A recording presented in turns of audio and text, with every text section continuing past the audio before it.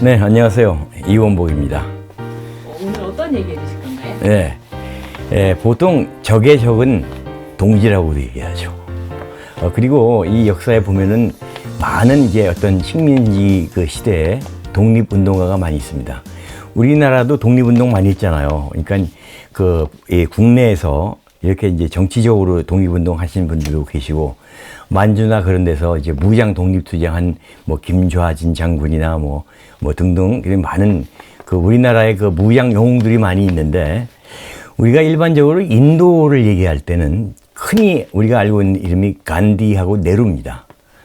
인도로 보면은 국부이자 말하자면 초대 총리부터 시작해서 완전한 그러한 중요한 존재들인데, 우리가 인도에 대해서 잘 모르는 그런 존재가 있는데, 인도의 독립투쟁의 특징이라는 것은 간디가 주도한 독립투쟁인데 사티아그라하라고 해서 그러니까 비폭력 무저항 운동입니다.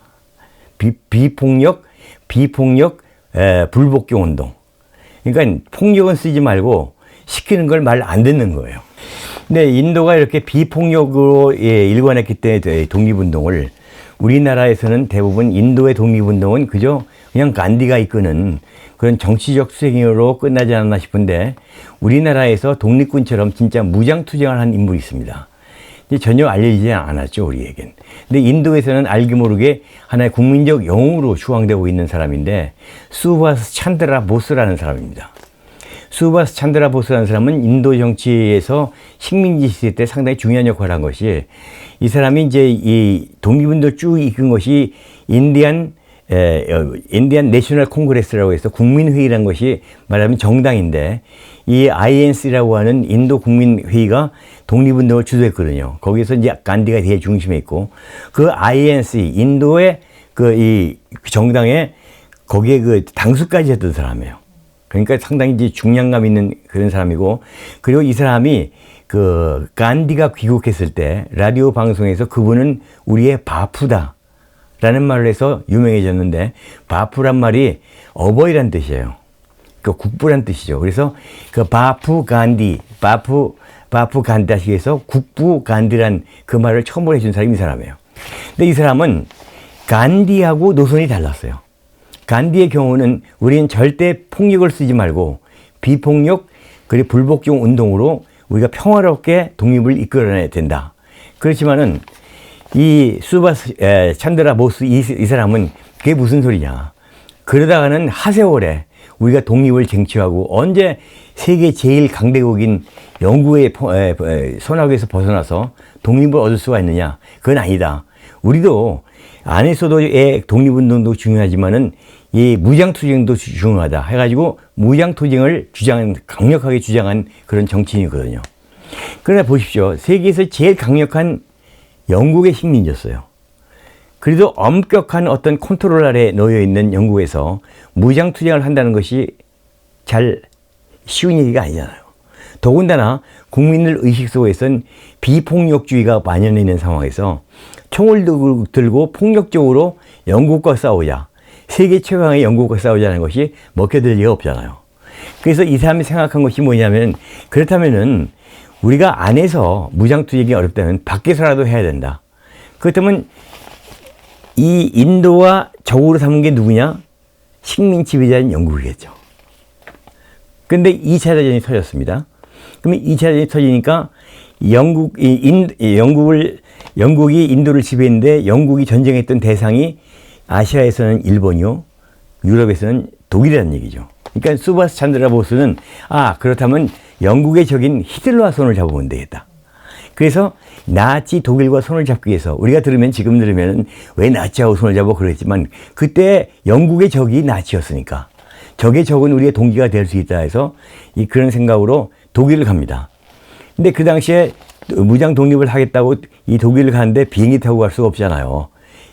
그러니까 잡히면 당장 구금되고 감옥에 가는 그런 입장이니까. 그래서 야음을 타가지고 제일 먼저 파키스탄으로 해서 육로로, 그 다음에 아프가니스탄을 거쳐서, 그 다음에 이란으로 해가지고 터키를 거쳐서 다시 이제 지중해로 건너가지고 이탈리아 쪽으로 건너와서 육로로 해서 독일까지 갑니다.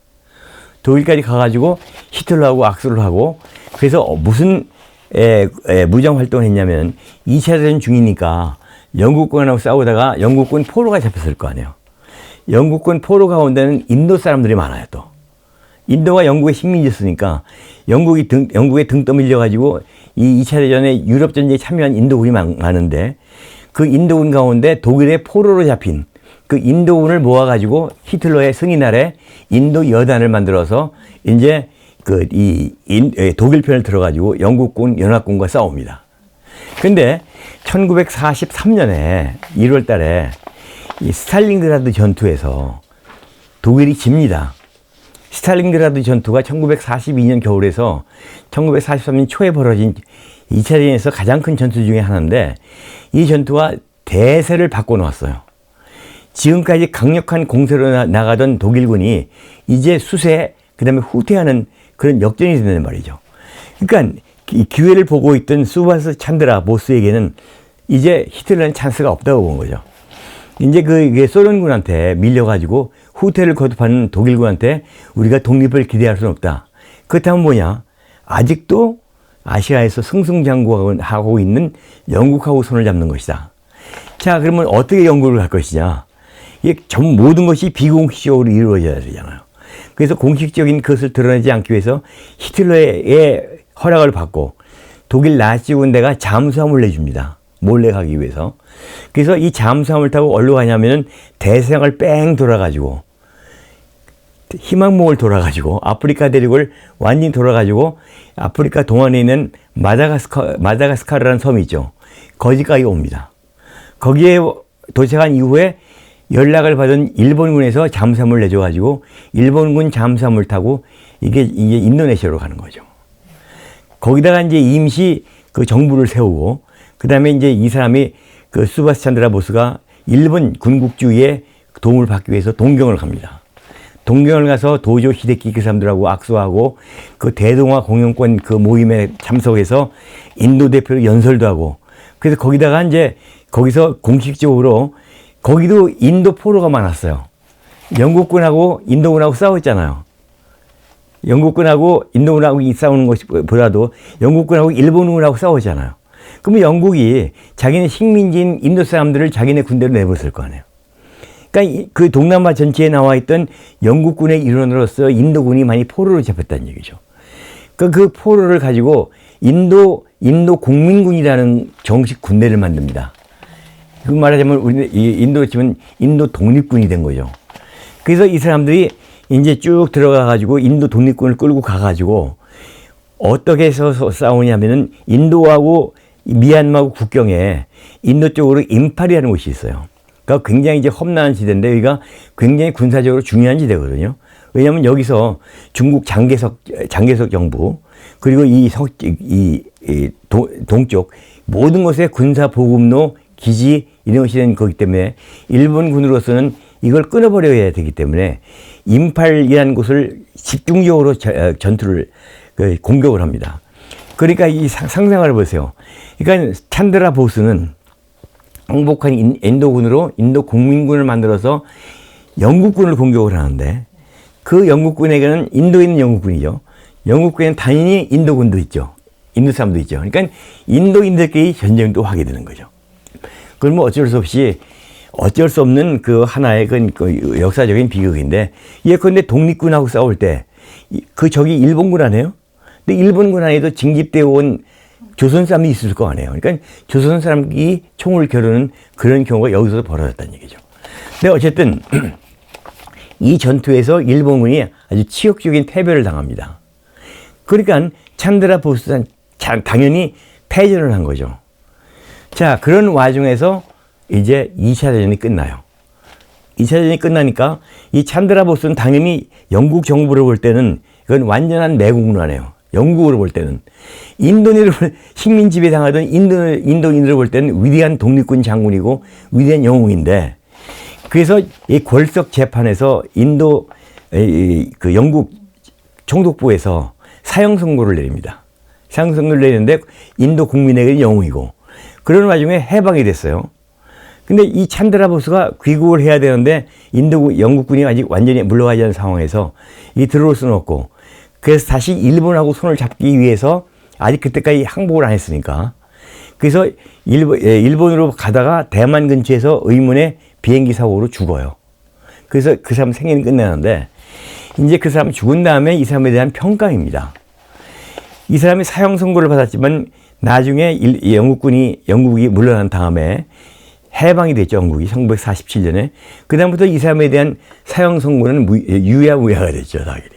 영웅인데. 그런데 이 사람이 들어와서 이제 죽었지만은 국민들로부터 영웅은 영웅인데 영웅 대접을 못 받죠, 대놓고. 왜 그러냐? 패전국하고 손을 잡았잖아요. 그 전쟁 원흉인 아돌프 히틀러, 나치하고 손잡았고, 도조 히데키, 일본 군국주의하고 손잡았고, 그러니까 이 두 나라가 전부 전쟁에 패전한, 그러니까 전쟁의 원흉들이기 때문에 이 찬드라 보스는 국민을 위해서, 인도를 위해서 목숨을 바쳐 전쟁을 했지만은 결국 국민들이 대놓고 영웅으로 모실 수 없는 그러한 역사적 숙명이기 때문에 우리에게도 잘 알려지지 않은 것입니다. 이러한 좀 우리로서는 그 서글픈 그런 역사가 인도에도 있는 것입니다. 여기서 마치겠습니다. 감사합니다.